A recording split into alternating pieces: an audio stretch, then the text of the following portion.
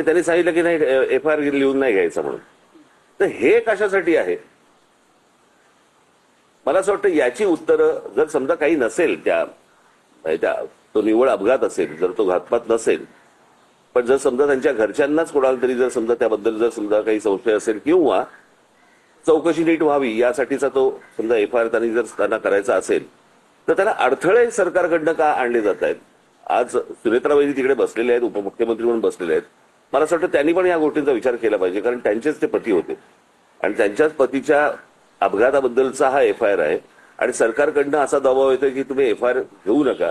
मला यातलं काही राजकारण मला काही माहिती नाही की नक्की काय चालू आहे ते, पण FIR करताना ज्या वेळेला अडथळे आणले जातात, म्हणजे ज्या राज्यामध्ये सांगितलं गेलं की तुम्ही कोणीही FIR नोंदवू शकता आणि नोंदवू शकता म्हटल्यानंतर जर समजा FIR नोंदवायला गेलेल्या माणसाला जर तुम्ही अडथळे आणत असाल तर काही काळबेरं आहे का याच्या मागे, असा संशय निर्माण होतोच ना.